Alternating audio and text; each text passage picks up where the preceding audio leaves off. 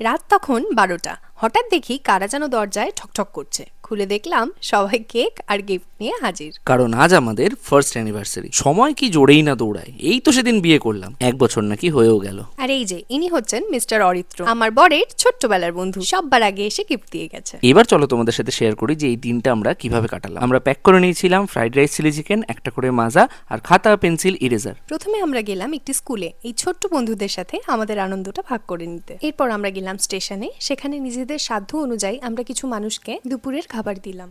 হ্যাঁ, এবার যারা কমেন্ট করবে যে দিয়েছো দিয়েছো, ভিডিও করার কি আছে, তাদেরকে বলছি বেশ করেছি, পারলে তোমরাও করো, সেটার ভিডিও বানিও, আমরা দেখে খুশি হব। আর দেখলেই বাবা আমাদের দুজনের জন্য এক গাদা গিফটস নিয়ে এসেছে। মা আসতে পারেনি, মার একটু শরীর খারাপ ছিল। এ দেখো, আমার বিয়ের চেনের এসটা হারিয়ে গেছিল, আমার গিন্নি আমায় সেটাই গিফট করেছে। আর উনি আমাকে কেক, চকলেট আর এই খামটা দিল। গেস করো তো ভেতরে কটা 500 ছিল। তো এভাবেই আমাদের প্রথম অ্যানিভার্সারি কাটলো। এবার তোমরাই বলো কেমন লাগলো।